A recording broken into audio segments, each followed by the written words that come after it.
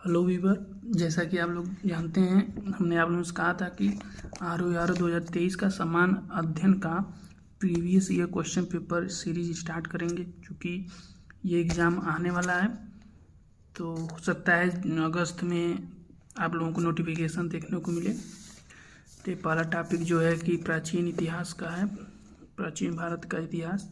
आप लोग देख सकते हैं इसमें जो है कि क्वेश्चन क्या पूछा है। इसमें पूछा है कि हड्डी से निर्मित आभूषण भारत में मध्य पाषाण काल के संदर्भ में प्राप्त हुए हैं। तो हड्डी से निर्मित आभूषण भारत में मध्य पाषाण काल के संदर्भ में प्राप्त हुए हैं। कहाँ से प्राप्त हुए हैं? सरायनहार से प्राप्त हुए हैं कि मगधा से, लेखहिया से या चौपानी मांडव से? कहाँ से प्राप्त हुए हैं हड्डी से निर्मित आभूषण? इसको ए और बी दोनों मारा है, मतलब सरायनहार और मगधा दोनों से मारा है। आप लोग व्याख्या देख सकते हैं। मध्य पाषाणकालीन स्थल मगधा, मध्य पाषाणकालीन स्थल जो है कि मगधा उत्तर प्रदेश के प्रतापगढ़ जिले में स्थित बड़ी मात्रा में हड्डी एवं सींग से निर्मित उपकरण प्राप्त हुए हैं। GR शर्मा कह रहे हैं कि मगधा में 3 क्षेत्रों का उल्लेख किया गया है, जो झील क्षेत्र, बूचड़खाना और संकुल क्षेत्र एवं कब्रिस्तान निवास क्षेत्र में बटा हुआ है। बूचड़खाना संकुल क्षेत्र जो है क्षेत्र से ही, बूचड़खाना संकुल क्षेत्र से ही हड्डी एवं सींग निर्मित उपकरण एवं आभूषण बड़े पैमाने पर पाए गए हैं। फिर जो है कि डॉक्टर जय नारायण पांडे द्वारा लिखित पुस्तक पुरातत्व विमर्श में मगधा, सरायनहार, दमा तीनों से ही हड्डी के उपकरण एवं आभूषण पाए जाने का उल्लेख है।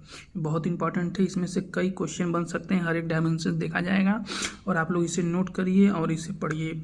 विकल्प में इन तीनों स्थलों के रहने पर इन्हें भी हड्डी के उपकरण प्राप्त स्थल के रूप में चयनित किया जा सकता है। ठीक, फिर दूसरा क्वेश्चन पूछ रहा है, देखिए ये पूछता है कि अभिकथन ए है तथा दूसरे के कथन आर कहा गया है, मतलब कि उनके कारण है, ये कथन है, बस इतने ध्यान देना है। अर्थात मतलब कि ये कारण है, ये कथन है, सॉरी। और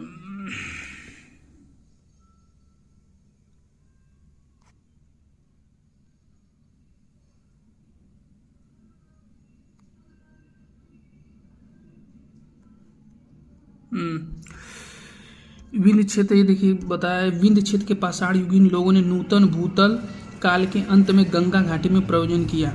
कह रहा है कि विंध्य क्षेत्र के पाषाण युगीन लोगों ने नूतन भूतल काल के अंत में गंगा घाटी में प्रव्रजन किया और जलवायु परिवर्तन के कारण इस काल में शुष्कता का चरण था। कारण कह रहा है जलवायु परिवर्तन के कारण इस काल में शुष्कता का चरण था।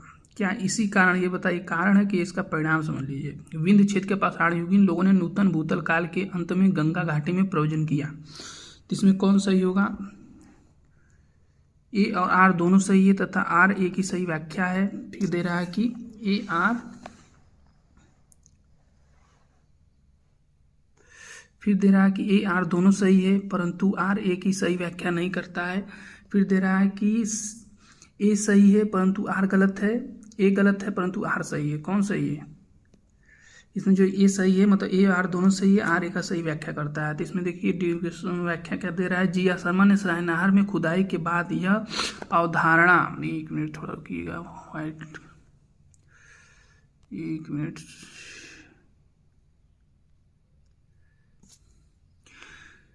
GR शर्मा ने सरायनहार में खुदाई के बाद यह अवधारणा दी कि नूतन भूतल काल के अंत में सूखे के कारण विंध्यन क्षेत्र में भोजन की कमी के कारण लोगों ने गंगा घाटी में प्रवास किया था। कहाँ प्रवास किया था? गंगा घाटी में प्रवास किया था। फिर निम्न में से कौन सा स्थान प्रागैतिहासिक चित्रकला के लिए प्रसिद्ध था? निम्न में से कौन सा स्थान या स्थल प्रागैतिहासिक चित्रकला के लिए प्रसिद्ध था? बहुत ही वेरी इंपॉर्टेंट है, ये हर साल पूछता है और बहुत ही इंपॉर्टेंट है, इसको आप लोग बता सकते हैं। भीमबेटका होना चाहिए, भीमबेटका है। लेकिन भीमबेटका जो है कि ये मध्य प्रदेश में स्थित है, मध्य प्रदेश के रायसेन जिले में है, वहीं जो है कि भीमबेटका स्थित है। ये पूरा पाषाण काल करेंगे। प्रागैतिहासिक चित्रकला का श्रेष्ठ उदाहरण मध्य प्रदेश के सरायनहार जिले में स्थित भीमबेटका के शैलाश्रय और गुफाएं हैं। भीमबेटका की प्रागैतिहासिक चित्रकला को मध्य पाषाण काल से संबंधित किया जाता है, जबकि अजंता तथा बाघ की शैलकृत गुफाओं की चित्रकला ऐतिहासिक काल से संबंधित है। आप लोगों को ये बताना है कि भीमबेटका गुफा की खोज किसने की थी। बहुत इंपॉर्टेंट है ये, जो है कि UPSS अभी 2021 में शायद पूछा है। ठीक है, यूपीपीसीएस में भी पूछा है, तो ये आप लोग देखिएगा, भीमबेटका को नोट कर लीजिएगा। सब चारों इंपॉर्टेंट है, चारों विषय में आप लोग अपने किताब से देखिए कि ये बाघ जो है कि किस नदी के तट पर स्थित है, बाघ जो गुफा है किस नदी के तट के पास स्थित है। एक बागमती नदी जाती है वहाँ है मध्य प्रदेश में, वहाँ स्थित उसी के नाम पर बाघ गुफा पड़ा है। ये मध्य प्रदेश में। अजंता आप देखिए किस उसका लोकेशन देखिए, भौगोलिक अजंता की। इस तरह चारों ऑप्शन को आपको देखना होगा, तब जाके पूरा आपका तैयार होगा ये हर डायमेंशन। भीमबेटका को देखिए कहाँ स्थित है, फिर देखिए अमरावती को देखिए, अमरावती को देखिए जो है कि हृदय जो सरकार योजना चालू कर रही है करंट में, उस क्या वो जो है कि उस वो शामिल है, अमरावती शामिल है उसमें हृदय योजना में। इससे क्वेश्चन यूपीपीसीएस मेन से आर में बनता है। फिर देखिए प्रागैतिहासिक कला मैंने बता चुका हूँ मैं आपको, 20 सही। उसके बाद देखिए निम्नलिखित मध्यपाषाणिक स्थलों को भौगोलिक दृष्टि से पश्चिम से पूर्व क्रम में व्यवस्थित कीजिए। पैसरा लेखरिया है, बीरमानपुर है, महदहा है। अब इसको आपको डाट पता होना चाहिए खोज कब कब हुआ है, तभी आप लोग कर पाएंगे। तो इसमें देखिए यहाँ देखिए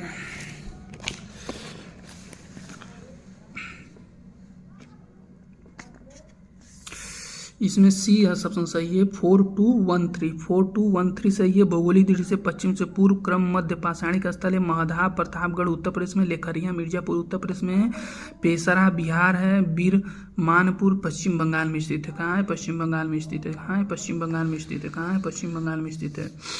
फिर देखिए सैंधो सभ्यता एवं संस्कृति, सैंधो सभ्यता एवं संस्कृति, सैंधो सभ्यता एवं संस्कृति से संबंधित देखिए सम्मिलित कीजिए, अर्थात मतलब सूची 1 सूची 2 दिया हुआ है। हड़प्पा संस्कृत की बस्तियां हैं और नदी जिस पर अवस्थित है। अब हड़प्पा किस पर स्थित है ये आपको पता लगाना है।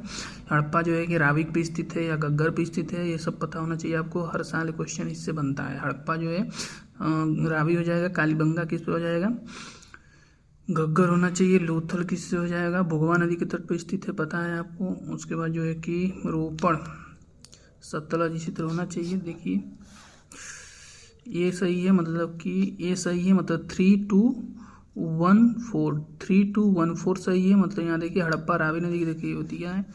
हड़प्पा जो है रावी नदी के तट पर स्थित है, कालीबंगा जो है गग्गर पर स्थित है, लोथल जो है भोगवा नदी के तट पर स्थित है, रोपड़ सतलज पर स्थित है। फिर से देख लीजिए, हड़प्पा जो है रावी नदी के तट पर स्थित है, कालीबंगा गग्गर पर स्थित है, लोथल जो है भोगवा नदी के तट पर स्थित है, रोपड़ जो है हड़प्पा रावी नदी के तट पर स्थित है, कालीबंगा गग्गर नदी पर स्थित है, लोथल भोगवा नदी पर स्थित है, रोपड़ जो है सतलज पर, रोपड़ जो है सतलज पर, रोपड़ जो है सतलज पर। ठीक। अब देखिए विशाल स्नानागार किस पुरातत्व स्थल से पाया गया है? विशाल स्नानागार ये तो आपको पता ही होगा, मोहनजोदड़ो होना चाहिए, मोहनजोदड़ो है। व्याख्या देखिए इसमें क्या दिया है। सिंधु सभ्यता के महान स्नानागार के साक्ष्य मोहनजोदड़ो पुरास्थल से प्राप्त हुए। ठीक। सिंधु घाटी सभ्यता जानी जाती है अपने नगर नियोजन। सिंधु घाटी सभ्यता किसके लिए जानी जाती है? अपने नगर नियोजन के लिए जानी जाती है। मोहनजोदड़ो और हड़प्पा के लिए अपने कृषि संबंधित कार्य के लिए एवं अपने उद्योगों के लिए क्या है? मोहनजोदड़ो सिंधु घाटी सभ्यता जो अपने नगर नियोजन के लिए जाना जाता है, मोहनजोदड़ो एवं हड़प्पा के लिए अपने कृषि। हमको लग रहा है 1 2 4 देखिए 1 मिनट, उपयुक्त सभी मार दीजिए, सभी है उपयुक्त सभी सही है, मतलब चारों ऑप्शन सही है। तो इसमें देखिए व्याख्या देखिए इंपॉर्टेंट है। सिंधु घाटी सभ्यता की प्रमुख विशेषता उसके नगर नियोजन को माना जाता है। यहाँ नगर और कस्बे एक निश्चित योजना के अनुसार बसाए गए हैं।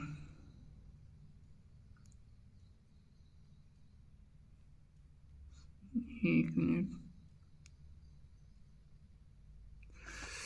सिंधु घाटी सभ्यता की प्रमुख विशेषता है उसके नगर नियोजन को माना जाता है। यहाँ नगर और कस्बे एक निश्चित योजना के अनुसार बसाए गए हैं। साथ ही हड़प्पा और मोहनजोदड़ो सिंधु घाटी सभ्यता के 2 प्रमुख नगर हैं। हड़प्पा और मोहनजोदड़ो सिंधु घाटी सभ्यता के 2 प्रमुख नगर थे। हड़प्पा नामक पूरा स्थल सर्वप्रथम ज्ञात होने के कारण इसको हड़प्पा सभ्यता के नाम से जाना जाता है। कालीबंगा से कृषि संबंधी साक्ष्य तथा अनेक स्थलों से ईंट के भट्टे, मनके का कारखाना आदि उद्योग संबंधी साक्ष्य प्राप्त हुए हैं।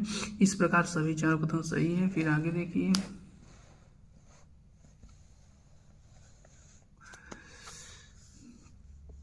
कौन सा हड़प्पी नगर 3 भागों में विभक्त है? बहुत इंपॉर्टेंट है ये। धौलावीरा है, धोलावीरा होना चाहिए। हाँ, हड़प्पी नगर 3 भागों में विभक्त है। धोलावीरा है। धोलावीरा गुजरात के कच्छ जिले में स्थित एक हड़प्पी ये नगर था। यह नगर आयताकार बना था। इस नगर को 3 भागों किला, मध्य नगर और निचला नगर में विभाजित किया गया था। ठीक है। हाथी दांत का पैमाना हड़प्पी संदर्भ में मिला है।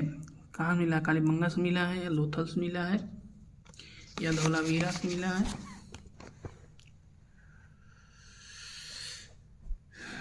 कहाँ से मिला है? धोलावीरा से मिला है। कहाँ से? लोथल से मिला है। ठीक, कहाँ से मिला है? लोथल से मिला है। हड़प्पा सभ्यता भारत की प्राचीनतम सभ्यता थी। हड़प्पा सभ्यता में हाथी दांत का पैमाना लोथल से मिला। कहाँ से मिला? लोथल से मिला है। कहाँ से मिला? लोथल से मिला है। हड़प्पा देखिए समूलित 1 और 2 को जो है कि इसको मिलाना है। कौन किसने खोज किया था? हड़प्पा की शोध किसने की थी? दयाराम साहनी की थी। तक्षशिला कौन की थी? और कौशाम्बी कौन थी? अब एक मिल रहा है, हड़प्पा है। एक तीसरा, अब इसमें देखिए एक तीसरा है सी। उम्मीद है सी सही होना चाहिए। देखिए सी है, इसलिए जो कि आपको जो है कि इसमें देखना है कि आपको सबसे पहले जो आ रहा है उसको जो है कि पकड़ना है। कौन सा इसमें पहला जो आपको आ रहा है उसको पकड़िए। यदि तीनों में से एक कॉमन मिल जा रहा है तो समझ लीजिए वही होगा। ठीक, यही ट्रिक होता है इन सभी ऑप्शनों को हल करने के लिए। तो हड़प्पा की खोज करने की थी दयाराम साहनी तथा कौन है भाई? दयाराम साहनी की थी। मतलब हड़प्पा है, दयाराम साहनी है, फिर उसके बाद जो हड़प्पा है दयाराम साहनी है, फिर जो हस्तिनापुर जो बी लाल हैं, और खोज या उत्खनन एक ही है एक प्रकार का। तक्षशिला के जॉन मार्शल के द्वारा खोजा गया था और कौशाम्बी की खुदाई की गई थी। कौशाम्बी जो है NG मजूमदार, कौशाम्बी NG मजूमदार है। तक्षशिला जॉन मार्शल है। हस्तिनापुर बी लाल है। हड़प्पा जो है दयाराम साहनी है। फिर देखिए निम्नलिखित सभ्यताओं का उत्तर से दक्षिण का सही क्रम कौन सा है? माया, एजटेक, मुइस्का, इंका। माया, मुइंका, इंका, एजटेक है। एजटेक, मुइस्का, माया, इंका, एजटेक, माया, मुइस्का, इंका। एजटेक, माया, मुइस्का, इंका, ये डी है।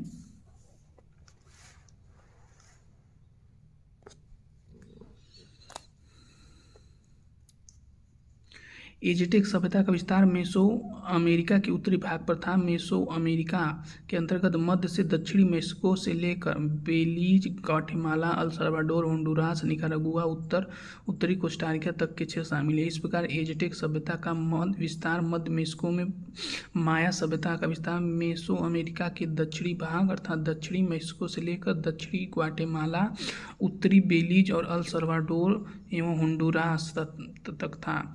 इसके अलावा मुइस्का सभ्यता दक्षिणी अमेरिकी महाद्वीप के कोलंबिया के पूर्वी भाग में विस्तृत थी, जबकि इंका सभ्यता का विस्तार दक्षिणी अमेरिका के पश्चिमी भाग में, उत्तर में क्विक्टो से लेकर दक्षिण में सेंटियागो तक था। इस प्रकार से स्पष्ट होता है कि प्रश्नोत्तर दी गई सभ्यताओं का क्रम उत्तर से दक्षिण इस प्रकार है: एजटेक, माया, मुइस्का, इंका। ठीक, अब देखिए वैदिक काल आ गया है।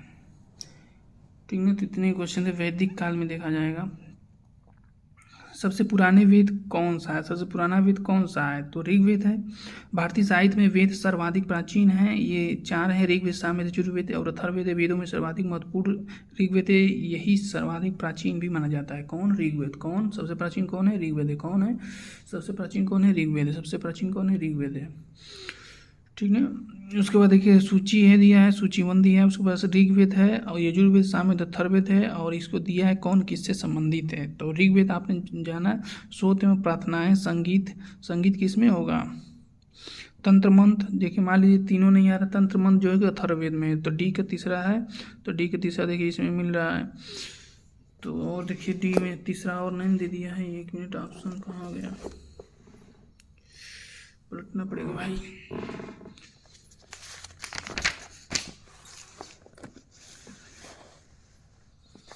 देखिए इसमें तीसरा इसमें भी दे दिया है, तो मतलब पहला है।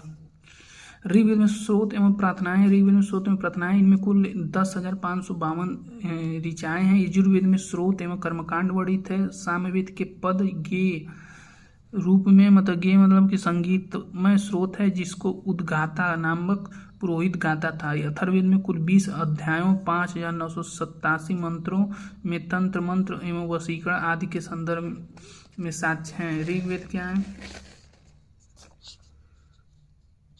ऋग्वेद है स्रोतों का संकलन, कथाओं का संकलन, शब्दों का संकलन, युद्ध का ग्रंथ। अभी आपने ऊपर पढ़ा है स्रोतों का संकलन, तो वही है। और उसके बाद जो है कि अध्यात्म ज्ञान के विषय में नचिकेता और यम का संवाद किस उपनिषद में प्राप्त होता है? छांदोग्य में, कठोग्य में, केन में, कठोपनिषद में। किसमें? कठोपनिषद में। किसमें? कठोपनिषद में। किसमें? कठोपनिषद में प्राप्त होता है। किसमें प्राप्त होता है? कठोपनिषद में प्राप्त होता है। कठोपनिषद में यम और नचिकेता का संवाद उल्लिखित है, जिसमें आचार्य यम ने नचिकेता को उपदेश दिया है, न इस आत्मा का कभी जन्म होता है, न इसकी कभी मृत्यु होती है, यह अजन्मा, नित्य और शाश्वत है। कठोपनिषद कृष्ण यजुर्वेद का उपनिषद है। ठीक है। फिर श्रीमद् भगवद गीता मौलिक रूप से किस भाषा में लिखी गई है? बताइए। श्रीमद् भगवद गीता मौलिक रूप से किस भाषा में लिखी गई है? इसको बताइए। संस्कृत भाषा में लिखी गई है। श्रीमद् भगवद गीता मौलिक रूप से संस्कृत भाषा में लिखी गई है। यह प्राचीन धार्मिक ग्रंथ महाभारत का एक भाग है। हिंदू पौराणिक कथा के अनुसार समुद्र मंथन हेतु किस सर्प ने रस्सी के रूप में स्वयं को प्रस्तुत किया था? वासुकी, शेषनाग, पुष्कर, कालिया। कौन थे? शेषनाग, वासुकी थे। हिंदू पौराणिक कथाओं के अनुसार समुद्र मंथन हेतु मथानी के रूप में मंदराचल पर्वत और रस्सी के रूप में सर्पों के राजा वासुकी का प्रयोग किया गया था। सर्पों के राजा कौन थे? वासुकी का प्रयोग किया गया था। इसमें विष्णु ने महाअवतार धारण कर मंदराचल पर्वत को अपने ऊपर रखा था। वैदिक कर्मकांड में होता क्या है? वैदिक कर्मकांड में होता का संबंध किससे है? ऋग्वेद से है। किससे है? ऋग्वेद से है। किससे है? ऋग्वेद से है। ऋग्वेद में कुल 10 मंडल, 1028 सूक्त तथा 10,552 ऋचाएँ हैं। ऐतरेय और कौशिकी ऋग्वेद के 2 ब्राह्मण ग्रंथ है। ऋग्वेद के पुरोहित को होता कहा जाता था। ऋग्वेद के पुरोहित को होता कहा जाता था। इसके द्वितीय से सप्तम मंडल, यही मंडल सबसे प्राचीन माने जाते हैं। द्वितीय से सप्तम मंडल को वंश मंडल कहा जाता है। प्रथम तथा दसम मंडल अर्वाचीन है। क्या है? अर्वाचीन है। क्या है? अर्वाचीन है।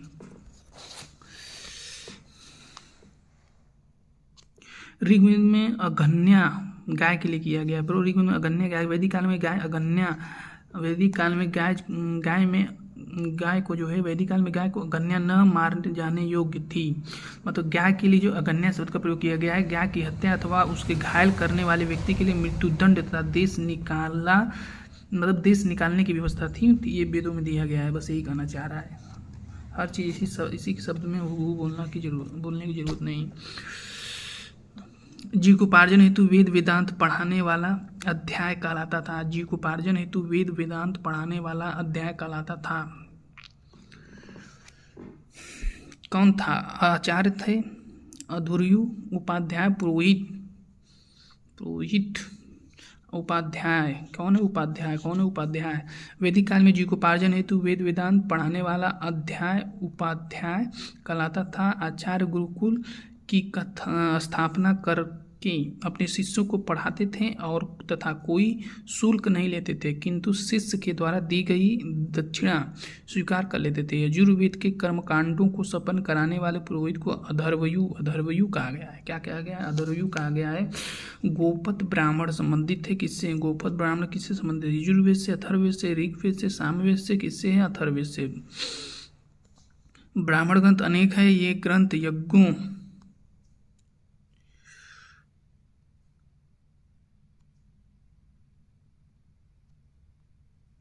ब्राह्मण ग्रंथ अनेक है। ये ग्रंथ यज्ञों तथा उसके अनुष्ठान के विधि विधानों के संबंध में जानकारी देते हैं। इनके ऐतरेय ब्राह्मण कौशिकी, इनमें ऐतरेय ब्राह्मण, कौशिकी ब्राह्मण, तांडे ब्राह्मण, षड्विश ब्राह्मण, शतपथ ब्राह्मण, गोपद ब्राह्मण अधिक उल्लेखनीय। महत्वपूर्ण बात यह है कि इन ब्राह्मण ग्रंथों का संबंध वेदों से है। ऐतरेय ब्राह्मण, कौशिकी ब्राह्मण का वेद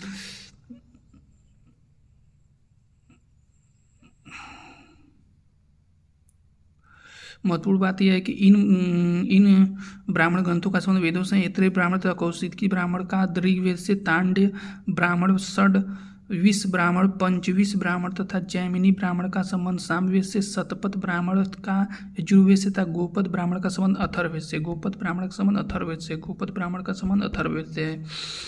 फिर देखिए महाभारत महाभारत मूलतः किस रूप में जानी जाती थी? महाभारत मूलतः ब्राह्मण जय संहिता, बृहत संहिता, बृहत कथा किससे जानी जाती? जय संहिता। महाभारत के प्रारंभिक रचना काल में 8800 श्लोक थे और इसे जय संहिता के नाम से जाना जाता था। महाभारत का दूसरा संस्करण भारत था जिसमें श्लोकों की संख्या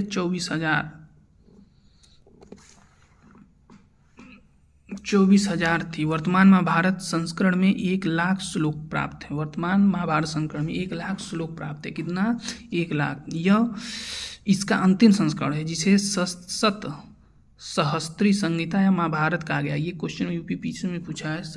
किसी ने पूछा था प्रीवियस ईयर क्वेश्चन में, मतलब सत संहिता कहा जाता है। तो ये हमारी पहली प्रस्तुति थी, मतलब कि पहला वीडियो में बनाया हूँ। इसको जो है कि ज़्यादा बड़ा नहीं बनाऊँगा और पार्ट 2 में जो है कि हम बौद्ध धर्म देखेंगे और तथ्यात्मक नोट भी देखा जाएगा। इसलिए आप लोग इसे ज़्यादा से ज़्यादा देखिए और वीडियो को शेयर करिए, सब्सक्राइब करिए और बेल आइकन को हमारे चैनल को जो है कि दबा दीजिए ताकि आपको जो भी वीडियो बनाऊँ वो आपको मिलता रहे। धन्यवाद।